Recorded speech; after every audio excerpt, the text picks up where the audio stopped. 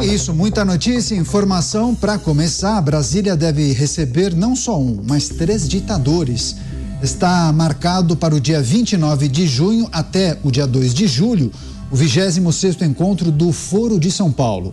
O evento terá a presença de representantes da Nicarágua, de Daniel Ortega, de Cuba, Miguel Dias-Canel, e da Venezuela, de Nicolás Maduro, que recentemente esteve no Brasil e se reuniu com Lula. O petista, inclusive, foi convidado para a reunião do Foro de São Paulo e deve comparecer.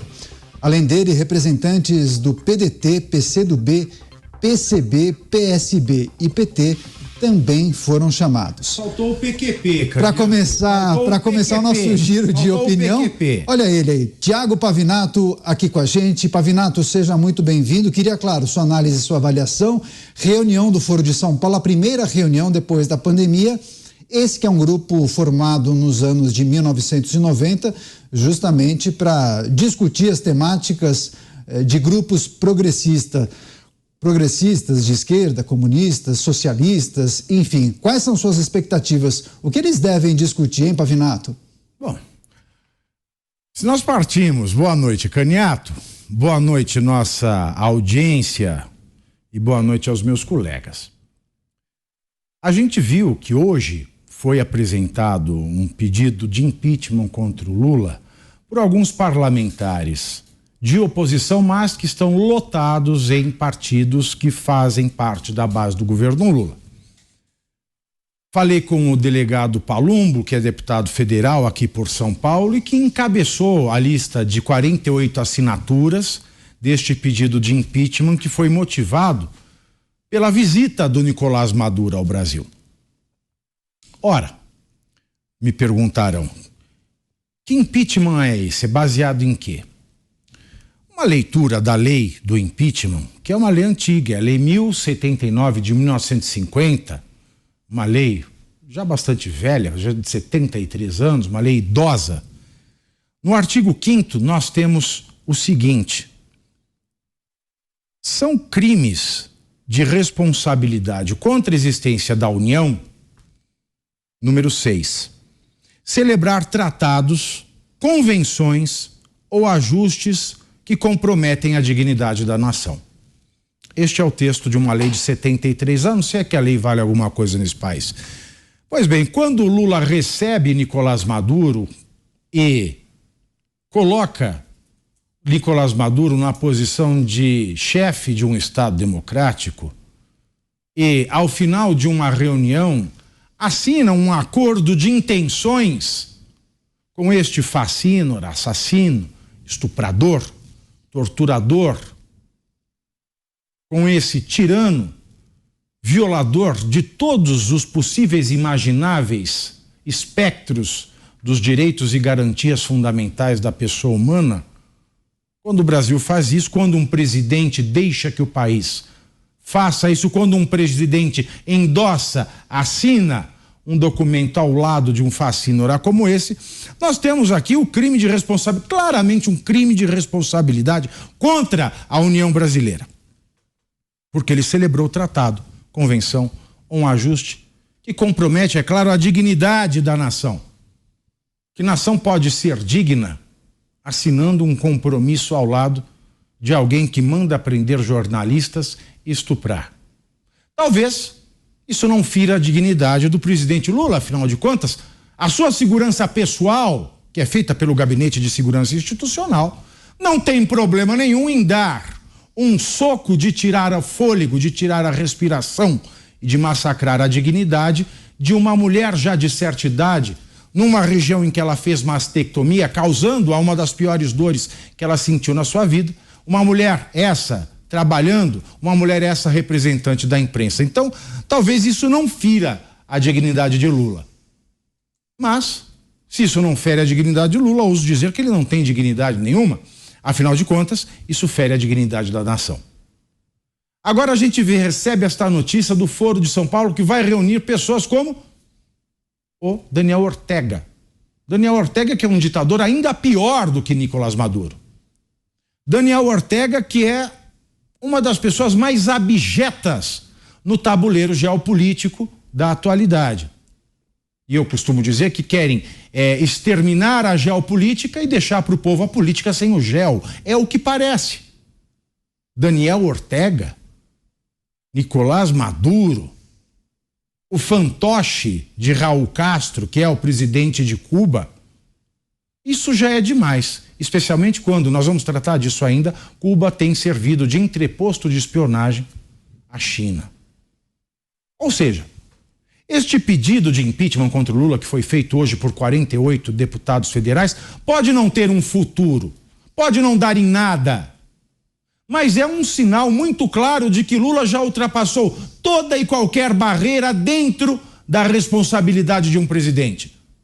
Fora deitar-se com assassinos, fora deitar-se com estupradores, porque ele deita e afaga, e ainda chama a vítima de culpada, porque dizer que antidemocrático é aquele que diz que Nicolás Maduro é antidemocrático, é o mesmo que quem diz que a vítima do estupro é que provocou o homem por usar minissaia. Portanto, senhores, nós temos cada dia mais provas, cada dia mais elementos robustos, sólidos, cristalinos, de que Lula quer ser o ditador, se não do Brasil, da América Latina, região na qual ele já intenta ser o grande sugar daddy. Pois é, também com a gente Cristiano Beraldo, a quem eu agradeço pela participação. Beraldo, seja muito bem-vindo, uma ótima noite a você. Na apresentação do evento, o grupo Foro de São Paulo fala na necessidade de construir a integração de países, proteger a natureza, os povos e soberania, além de lutar contra os efeitos do neoliberalismo em nossa região, América Latina. Agora, os objetivos desse grupo são claros? Boa noite, Caniato, Pavinato, Dantas, Mota, todos que nos ouvem e assistem. Vejam, vamos ter no Brasil essa reunião e Lula ciceroneando uma turma que inclui Daniel Ortega, e o nome do Daniel Ortega me chama muita atenção. Além dos motivos expostos pelo Pavinato, a gente precisa lembrar o seguinte: o Papa Francisco emitiu opinião sobre a política brasileira, colocou Lula como vítima de uma grande armação, de uma injustiça, colocou Dilma como vítima de um golpe. É a narrativa do PT, o Papa Francisco embarcou nessa, e ele vai agora receber Lula. Lula vai pegar o seu aerolula, seu acanhado aerolula, vai com a Janja e vai a Paris, vai a Roma, visitar o Papa, enfim, aquela viagem internacional padrão de alguém que está aí no jet set internacional às custas do dinheiro do povo brasileiro.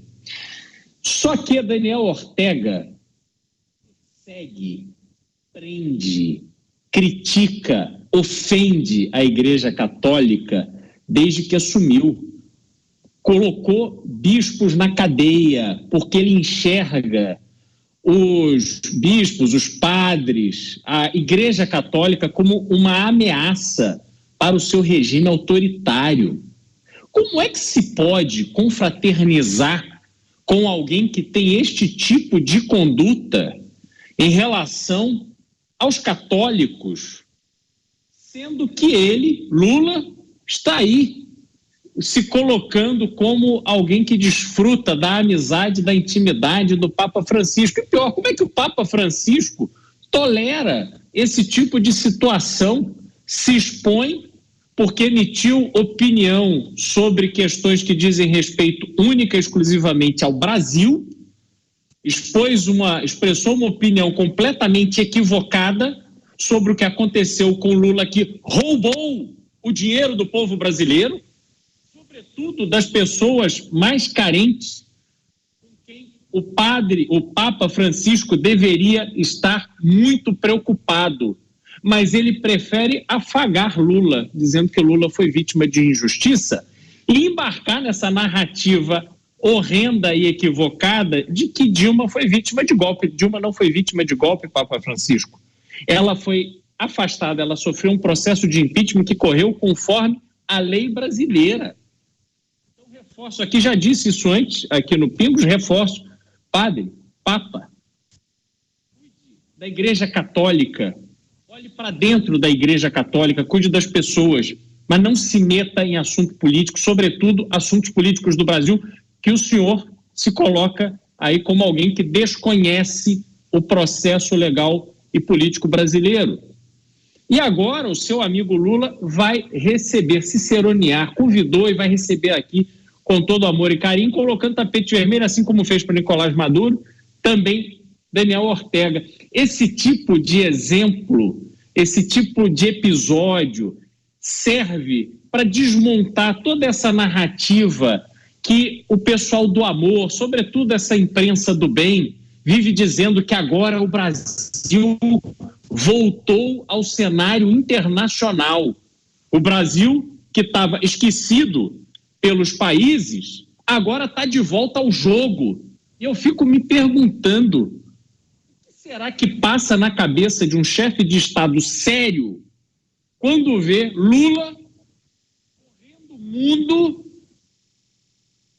invasores de terra, dando declarações completamente estapafúrdias sobre a Rússia que invadiu a Ucrânia, Lula que faz jogo de corpo ali para não ter que cumprimentar Zelensky, que teve o seu país invadido e está tendo que lidar com uma guerra que está custando vida do povo ucraniano, mas Lula não quer saber disso. Lula quer fazer a sua política internacional, recebendo o ditador e afagando pessoas que matam, estupram, perseguem católicos e produzem as mais altas bizarrices contra a pessoa humana em seus respectivos países. Mais uma vergonha que passamos. Pois é, estamos destacando essa reunião que irá acontecer em Brasília, do Foro de São Paulo. Cláudio Dantas, na capital federal, conectado aqui com a gente. Dantas, seja muito bem-vindo, uma ótima noite a você. Essa programação dessa reunião do Foro de São Paulo prevê 4 dias de discussões para tratar de políticas de integração e também plataformas de luta do movimento sindical e popular. Além disso, o que esses líderes ou representantes da esquerda devem debater, hein, Dantas? Bem-vindo. Boa noite, Daniel. Boa noite, Pavinato, Mota, Beraldo e toda a nossa audiência. Tem alguns aspectos importantes para a gente destacar dessa reunião. Primeiro que eles retomaram o nome Foro de São Paulo. Havia sido substituído por Grupo de Puebla, né? Esse movimento, este foro foi criado ainda na década de 80 e que reunia justamente esses grupos radicais de esquerda, inclusive guerrilha, própria guerrilha das Farc na Colômbia integra esse grupo desde a sua fundação. Então, já chama atenção que eles entenderam que o tal do Grupo de Puebla, que foi a primeira reunião aconteceu na Argentina, no início do governo do Alberto Fernandes, não emplacou. Então, eles estão retomando o Foro de São Paulo. E o fazem por uma questão de marketing político, tá? Marketing político. Se antes havia ali uma tendência a tentar modificar o nome para não se fazer o vínculo direto com a história desse grupo, agora a coisa está, vamos dizer assim, está exposta. Eles querem, na verdade, que isso fique muito claro, que essa história ela seja colocada de forma absolutamente clara. O pessoal está com... É igual o Lula está governando de uma forma radical e fazendo isso sem nenhum medo, sem nenhuma cautela, inclusive colocando em risco o seu próprio mandato. Então, esse é um aspecto mais superficial. Tem um outro aspecto que aí é geopolítico, e aí a gente tem que olhar, não é para a reunião dessas esquerdas aqui na América Latina ou desses grupos da América Latina. As matérias que saíram falando dessa agenda, elas citam especificamente representantes, né, do partido do Daniel Ortega, dos partidos, né, lá do Daniel Ortega, do Nicolás Maduro e também do PT, né, do Lula. E eu vou lembrar que a gente, há algumas semanas, eu trouxe a informação aqui mostrando justamente e de Cuba, né? Além disso, né? Venezuela, Nicarágua, Cuba e Brasil. São justamente os países que foram colocados na nova política externa do Putin, da Rússia.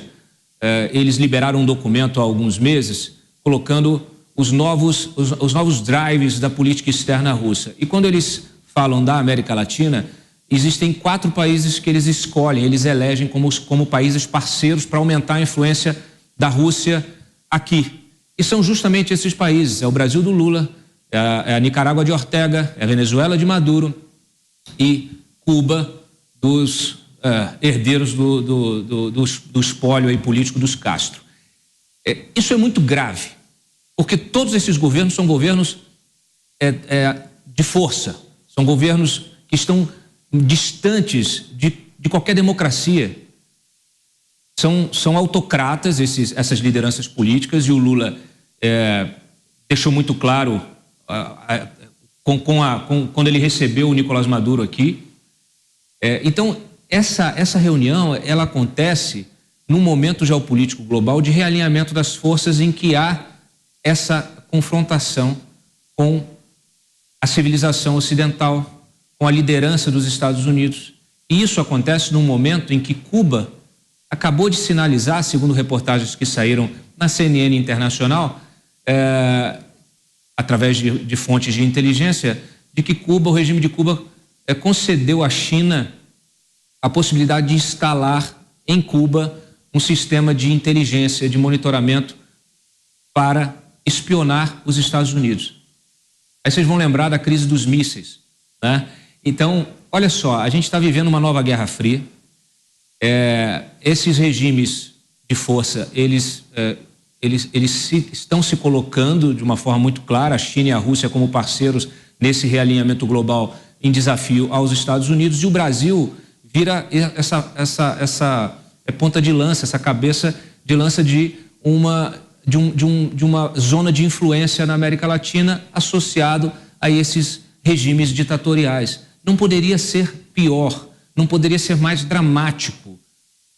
Então, o Congresso, que ainda é o esteio da nossa democracia aqui, a nossa Bastilha, precisa reagir, precisa estar atento a esse movimento geopolítico e reagir de forma contundente. Não é possível que isso aconteça, e acontece travestido de uma reunião social, de movimentos sociais. Inclusive, eles dizem que parte da programação do Foro de São Paulo é justamente a tal da festa junina do PT. Isso aí é só para distrair o público. Então, esse tema é muito grave, e a gente vem sozinho denunciando isso há alguns meses. Eu espero que o Congresso dê a atenção devida, Daniel. Tá certo. Cláudio Dantas, na capital federal. Agora nós vamos ao Rio de Janeiro. Lá está Roberto Mota. Mota, seja bem-vindo. Uma ótima noite a você. Também, para fechar nosso primeiro giro de opinião aqui no programa Os Pingos nos Is, reunião do Foro de São Paulo. O primeiro encontro depois da pandemia. Mota, suas expectativas, o que é possível falar desse encontro? Boa noite, Daniel. Boa noite, meus colegas. As expectativas são sempre as piores possíveis, mas vale a pena a gente olhar para o que está acontecendo, porque muita gente vê no cenário político hoje uma disputa entre duas visões do mundo, a visão da esquerda e a visão da direita. A visão da esquerda é aquela visão coletivista, na qual o indivíduo não vale nada, ele é apenas uma peça descartável ao serviço do Estado. O Estado, claro, que é sempre dominado por um pequeno grupinho. Já a visão da direita, ela privilegia o indivíduo. A visão da direita diz que a existência, a razão do Estado existir é justamente a defesa dos direitos dos indivíduos. Agora, uma outra forma da gente entender esse conflito é a seguinte: é um conflito entre os que produzem e os que parasitam. O socialista típico é aquele que ele não sabe programar um computador, ele não sabe projetar uma casa, ele nunca preencheu na vida uma nota fiscal, ele não tem ideia de como se fecha o caixa de uma loja, de como se serve uma mesa do restaurante ou como se roda uma folha de pagamento de uma empresa. O socialista típico, ele está interessado na divisão da riqueza dos outros. A especialidade do socialista é parasitar a riqueza que foi criada por outras pessoas. Parasitar, quando possível, por vias legais. Quando isso não funciona, vai pela força mesmo. Então é isso que é essa reunião. É uma reunião de parasitas totalitários.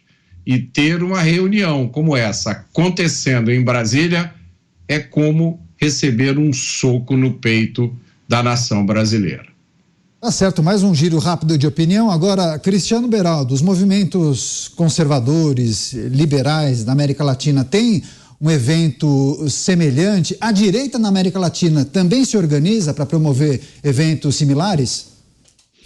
Não, o impacto do Foro de São Paulo é bastante mais forte do que a direita consegue produzir. No fundo, a esquerda vem se organizando, se fortalecendo já há bastante tempo, né, há décadas.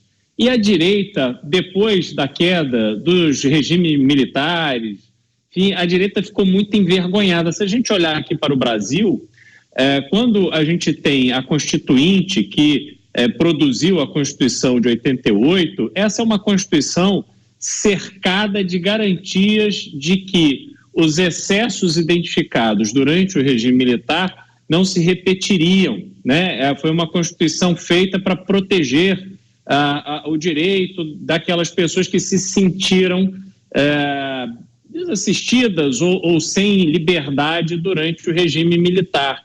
Isso é sempre problemático, porque prevaleceu essa preocupação e os movimentos de direita foram ficando envergonhados daquilo, o que é uma grande bobagem, né? É preciso que a direita aprenda com o exemplo que a esquerda nos dá. Veja, hoje a gente fala da esquerda muito presente nas escolas e nas universidades. Por que isso? Porque foi um processo de muito tempo que hoje culmina nesta situação em que um aluno de direita se manifestar numa universidade é caso para bullying. Os alunos de direita ficam calados, quietos, porque não querem criar, muitas vezes, um embate, né, que costuma ser até bastante violento por parte não só de outros alunos, mas também de professores. Se a gente olhar no judiciário, quantas e quantas pessoas estavam ali estudando, fazendo concurso para passar para a magistratura, para o Ministério Público e tal, que tem esse pensamento, que vieram com essa carga já da esquerda. E a direita ficou ali reduzida. Quando a gente teve o governo do PT aqui no Brasil, em que os absurdos ficaram tão claros que as pessoas, de fato, se dispuseram a ir para as ruas para se manifestar, isso deu aquele senso de que, opa, existe uma direita, o PFL, né, que era o partido da direita.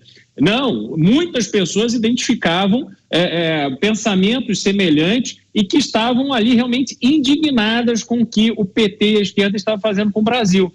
E aquilo é que deu esse ar de crescimento, de vontade, de tesão na direita brasileira. E agora nós não podemos nos deixar derrotar por um resultado eleitoral. A vitória de Lula nos traz ensinamentos, e esses ensinamentos têm que ser aprendidos para que nós fortaleçamos o movimento de direita. E se a gente olhar para a América Latina, a gente tem que pegar exemplos de El Salvador. Tinha um problema gravíssimo de segurança, de gangues que dominavam o país, e entrou ali um presidente que hoje tem um apoio maciço da população, que construiu cadeia, prestigiou a polícia e meteu o vagabundo na cadeia, aos milhares. Esse é o exemplo que nós precisamos ver aqui repetido. Então, nós temos vários movimentos de ascensão da esquerda em países da América do Sul e da América Latina, mas que servirão contra a própria esquerda. O que aconteceu, por exemplo, no Chile, né? No Chile a gente está vendo o que o Boric está, enfim, um monte de bobagens, enfim, pegou um país que estava ali razoavelmente organizado, apesar das dificuldades que todos os países passam, e de repente jogaram o Chile aí num problema que poderia ter sido evitado. Pois é, o mesmo ponto para o Tiago Pavinato. Pavinato, por qual razão a direita na América Latina é fragmentada? Por que falta unidade? Porque falta inteligência, Canhato. Eu costumo dizer o seguinte, muito abertamente, eu estou cansado de ver uma bancada inteira que se diz de direita ganhando o salário que ganha, com possibilidade de ter até 32 assessores e não fazer nada. Nada. E eu que ganho muito menos que eles, muitas vezes recebo telefonema, falo, Pavinato, o que pode ser feito? Eu falo, eu não sei, eu não sou parlamentar. E o que eu falo que pode ser feito, eu falo aqui, nos Pingos nos Is. A maior mentira que foi contada nas eleições de 2022 é que nós temos um Congresso de direita majoritariamente.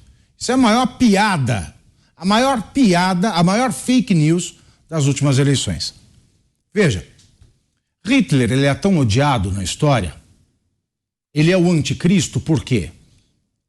Porque ele pegou parcelas da população, parcelas de cidadãos alemães e reduziu da condição de cidadãos, de nacionais, de seres humanos e rebaixou a condição de animais.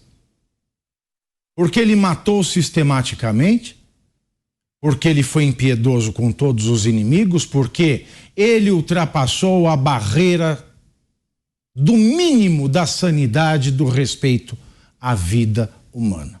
E o que é Daniel Ortega, se não uma cópia de Hitler? Por quê? Daniel Ortega, da mesma maneira que Hitler, rebaixa a condição de animais, seres humanos, cidadãos, nacionais da Nicarágua. Os torna diabos, bestas. Os pune como Hitler punia.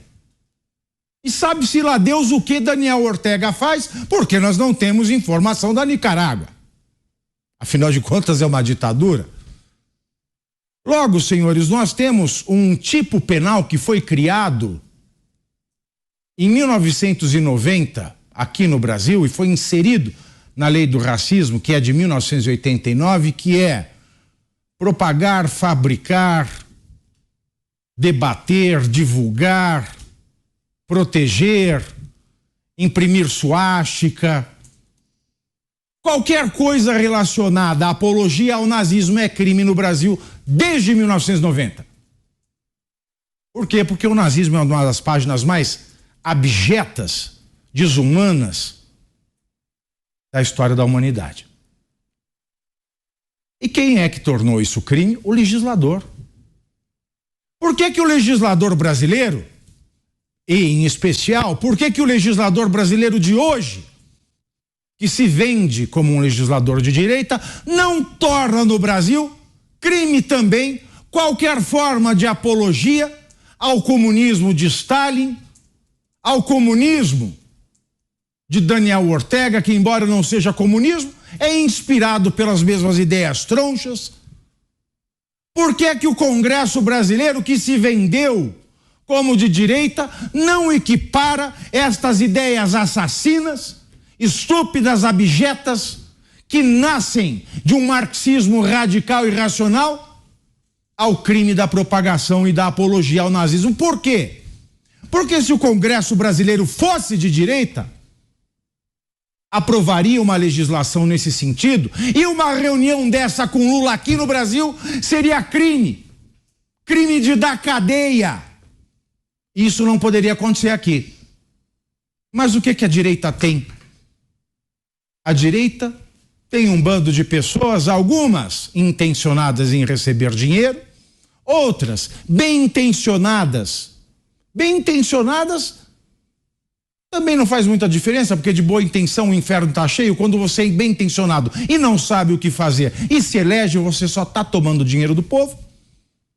Onde é que está uma liderança de direita que saiba coordenar o trabalho dos bem intencionados da direita? Por que não se torna crime qualquer apologia a essas ideologias de esquerda, a esses fanáticos do marxismo que matou tanto quanto ou mais do que o nazismo na história recente? Por que o Congresso, por que o Legislativo não legisla? Por que não se equipara ao nazismo, que de fato tem que ser criminoso?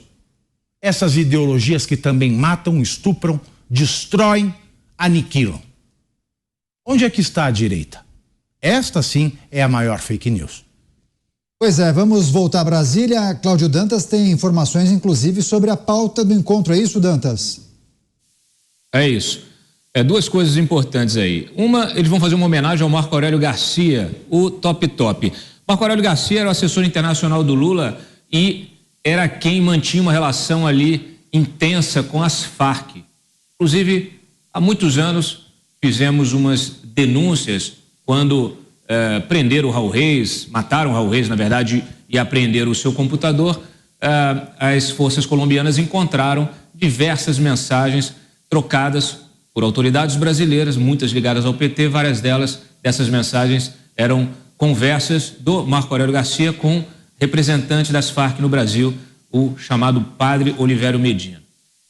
Então Marco Aurélio vai ser homenageado, ele é um dos fundadores do Foro de São Paulo. A outra pauta desse encontro é o que está acontecendo com Gustavo Petro na Colômbia. É muito parecido com o que está acontecendo com o Lula aqui. O Petro está com uma crise de governabilidade imensa, não consegue aprovar nada e fica incitando a população contra o Congresso colombiano. Só que para agregar mais um elemento nessa história, ele está enredado em denúncias de corrupção. Inclusive, um dos responsáveis por sua campanha, que depois virou embaixador, acabou de perder o cargo, foi gravado, né, ameaçando a chefe de gabinete, que agora é ex-chefe de gabinete do Petro, contar sobre um caixa 2, um financiamento ilegal de 17 milhões de reais da campanha do Petro. Ele nega as acusações, mas tem gravação, estão expostas, estão sendo investigadas. Então, olha só que coincidência, né? Corrupção e incompetência caminhando lado a lado. E aí isso entra numa discussão que já acontece com essas lideranças, com Maduro, quando esteve com o Lula aqui, de se criar algum tipo de apoio supranacional, um apoio multilateral desses regimes para que se apoiem mutuamente. De que nós estamos falando? De uma relativização da soberania dos países. O próprio Lula, num discurso recente, deixou isso muito claro, o que ele hoje imagina como governança. Isso ele falava da Amazônia, mas pode ser aplicado para qualquer coisa. É preciso muita atenção. Mais uma vez, um apelo aos congressistas, aos nossos senhores congressistas, que se dediquem a esse tema, coloquem a lupa nesse tema. Ele vai pautar muito do que vai acontecer nos próximos meses no Brasil e aqui na região toda, porque isso integra um realinhamento global de forças, tabuleiro geopolítico, jogo pesado e parece que o nosso parlamento não está preparado, vai ser atropelado pelo executivo e pode ser até que tenha apoio do judiciário. Enfim, é isso. É um tapa na cara da democracia, como bem disse o Pavinato, a maior fake news da campanha. Um candidato de perfil autocrata que se vendeu como um grande democrata.